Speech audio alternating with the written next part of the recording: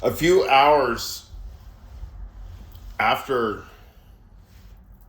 Alex Preddy was shot, I was in the market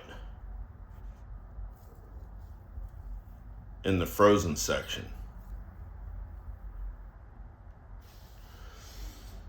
Right here in Sunset Park in Brooklyn. And Bananarama was playing.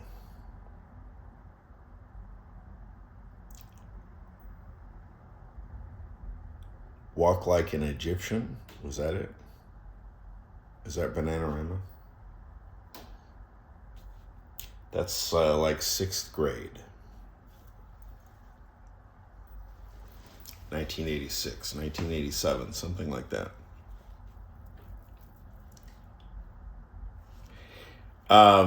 That made a different impression than it ever had. I mean, how many times have I heard that song? Whatever it was.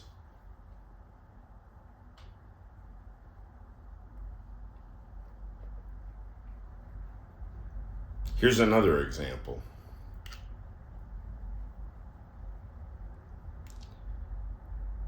I got a call today, a business call. Somebody was panicking.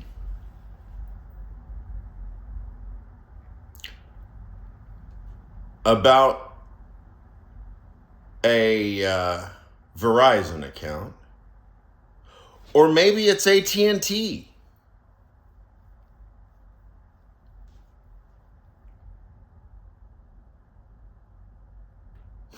A person in California that I have a business relationship with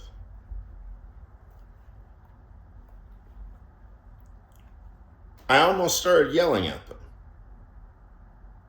I mean, I really almost started screaming. Are you working today?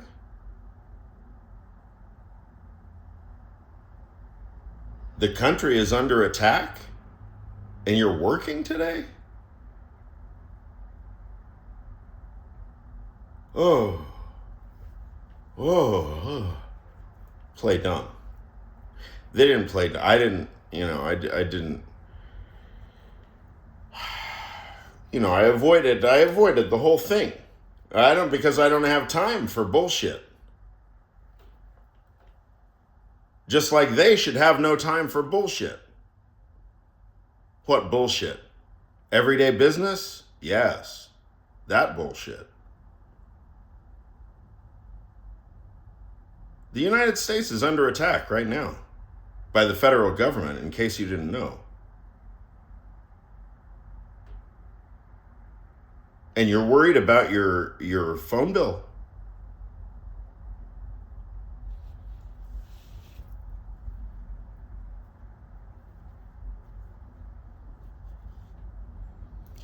The number one inappropriate response right now is ignorance.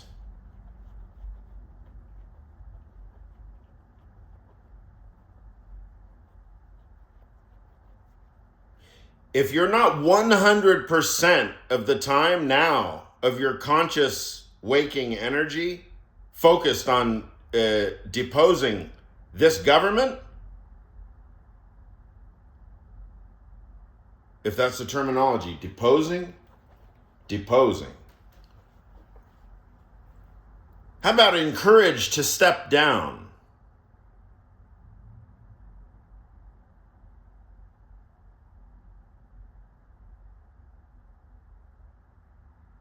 $300 million people encouraging the president to step down all at once is not a problem. Supposedly there's 17 GOP senators is all it will take to impeach the fucker. To impeach the president.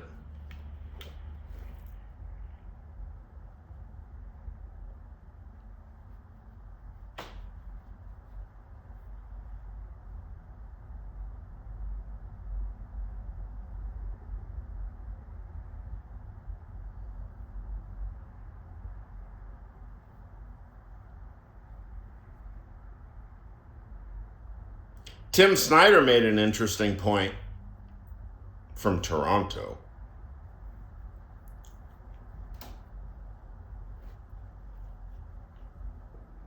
That it was a good point. That it's such a cliche.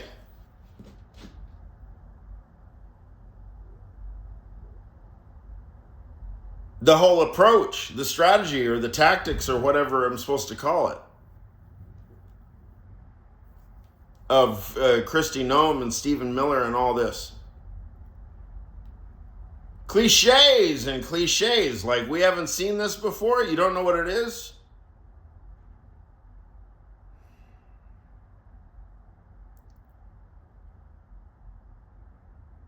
Every academic in the United States knows exactly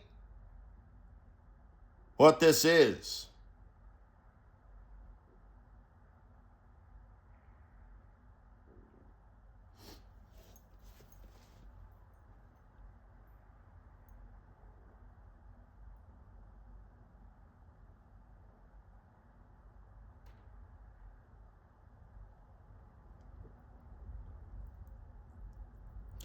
Stephen Miller graduated from Santa Monica High School. That's Santa Monica.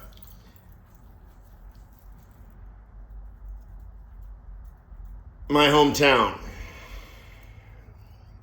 Stephen Miller graduated from high school, from Santa Monica High School in 2003 or 2004.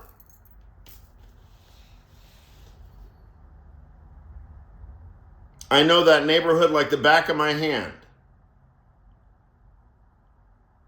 Stephen Miller is probably eaten lunch at hamburger stands owned by my dad at least several hundred times in his life. That's our area, Santa Monica.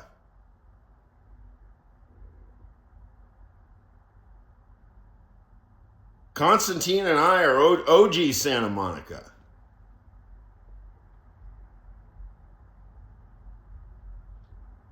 Pico Boulevard, Ocean Avenue, Santa Monica High School. It's right across the street from our hamburger stand where my dad lived in 1980.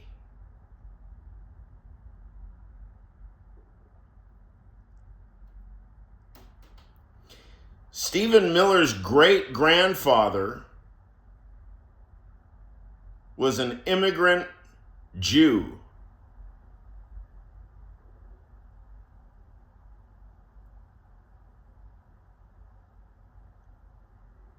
They're like refugee Jewish family.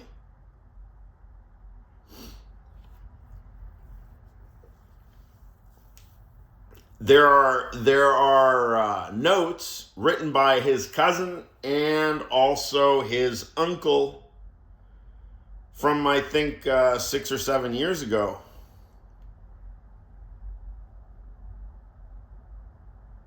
They're public record. Critical notes.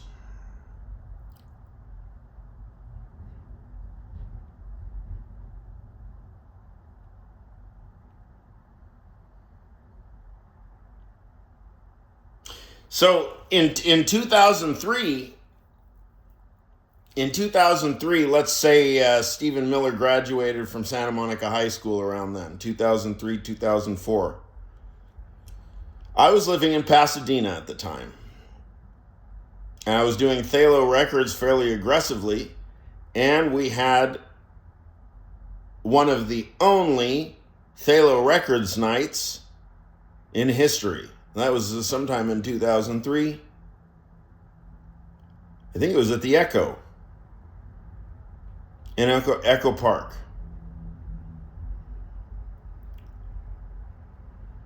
I wonder what Stephen Miller was doing that night.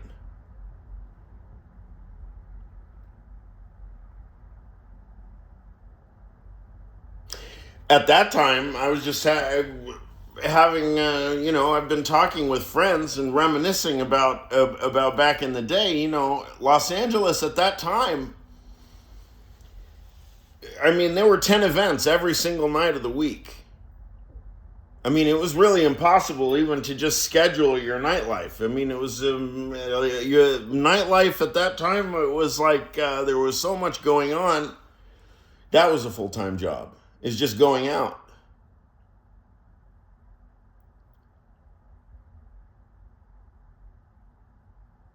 Stephen Miller doesn't really strike me as somebody who goes out or who's very gregarious.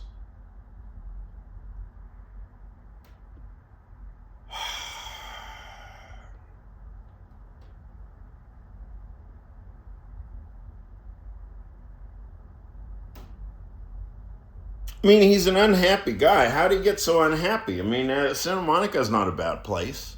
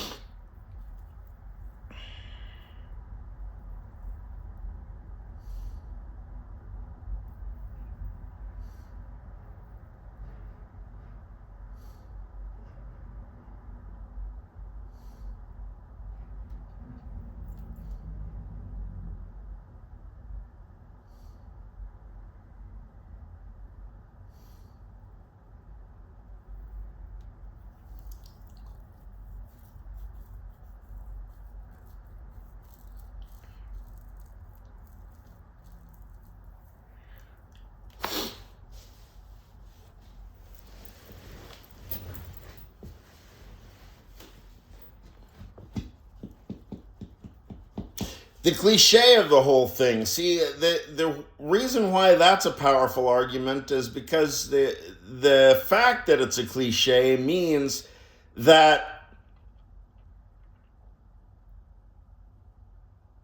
all y'all learned people, fancy, learned, educated people,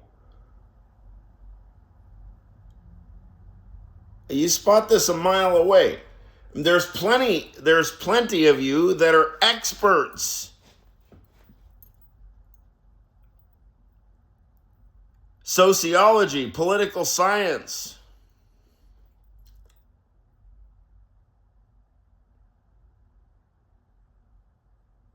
or psychology, or whatever. Experts. You know exactly what you're looking at, and nevertheless, you're becoming confused. You are becoming confused.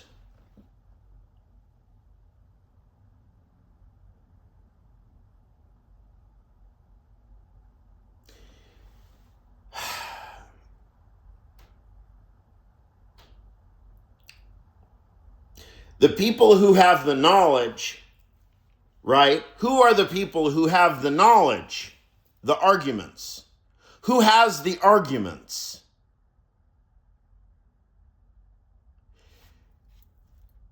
You're going to look at me? Or you're going to look at my dad, Constantine? He's barely literate himself.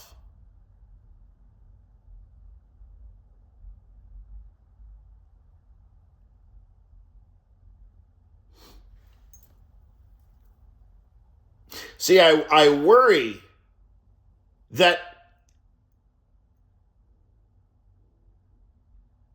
in the one-dimensional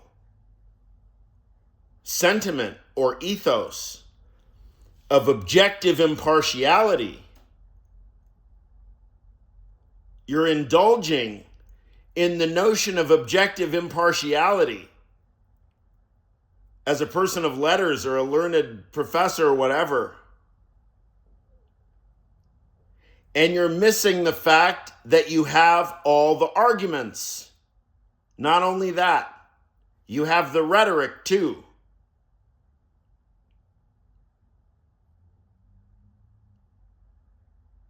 You're fast enough, you're quick-witted enough, right? I mean, for example, yeah, they get Cornel West. They get Cornel West regularly. They have for years. Why is he the only one? I mean, there's a few, of course. There are a few people that stick their neck out. Ruth Ben-Ghiat. Cornel West, I said. Barbara F. Walter.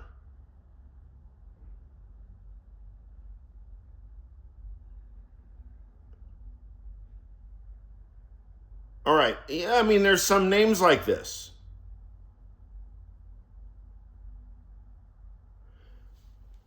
Oh, dear professors, but you know who you are.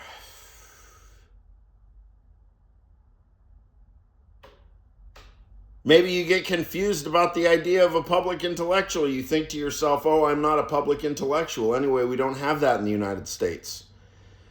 Maybe you should think again. If you're a public intellectual, you're a public intellectual. In other words, if you publish books, you're a public intellectual.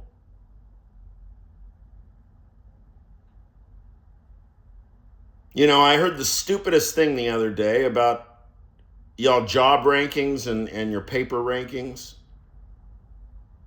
Staring there, looking at your paper ranking, which is your most highly rated paper, and worrying about what? Your reputation because you can't represent philosophy.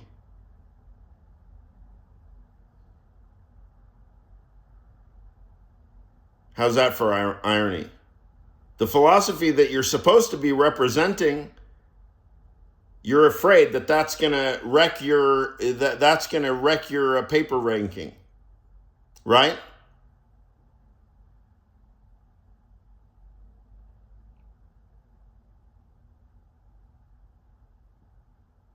Okay. Look.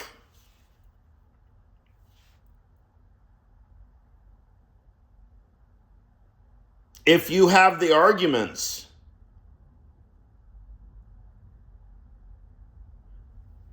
it is your moral duty to get the arguments into the hands of somebody who is prepared to deliver them.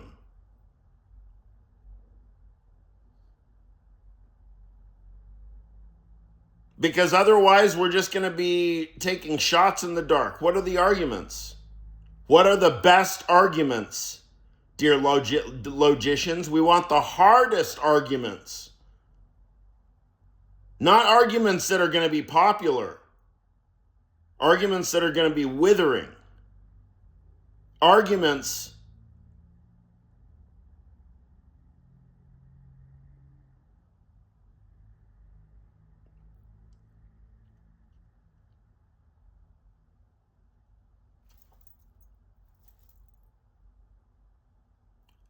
arguments that actually read like an argument. Right? Arguments that you have to read it several times before you understand it. Those arguments.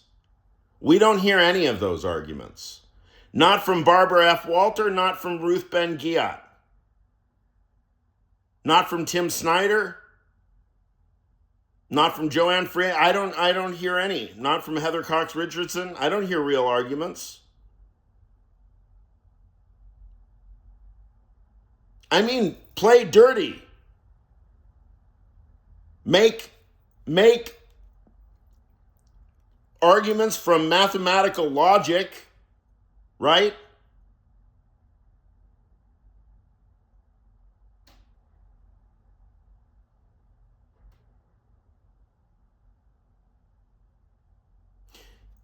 You can disassemble arguments from mathematical logic. I mean, what yeah, I sound like a fucking expert, right? I mean, like, Jesus fuck.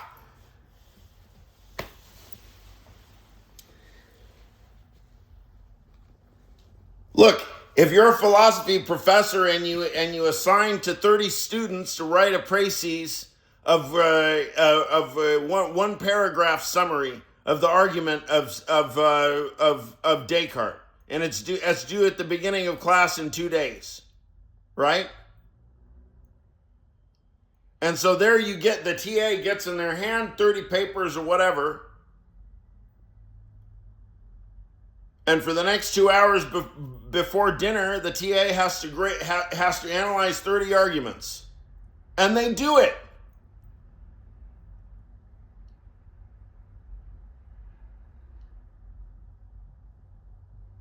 So where are our intellectual laborers now? Where do I hear yelling and screaming from all corners of academia about the absolute illiteracy of these fuckwads? Right?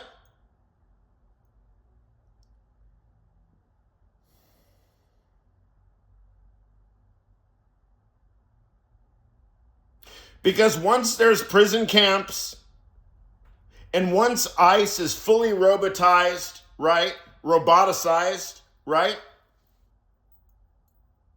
And they have fleets with branding and advertisements and fleets, and they really start systematizing the whole thing, nobody will be able to keep track of it.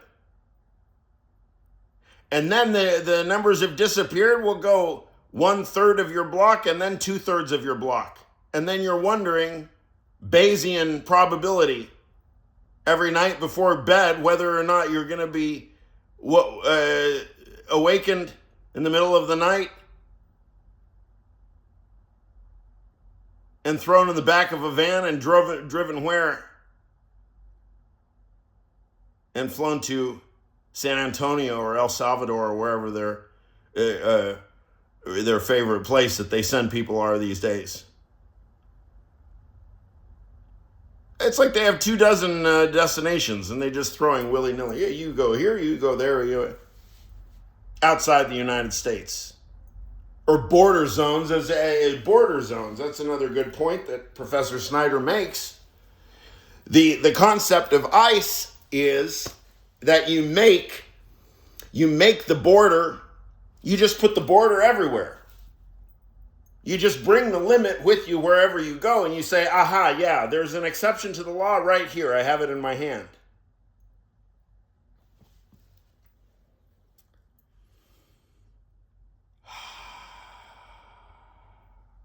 Well, it's a Bloodlands argument for Professor Snyder. And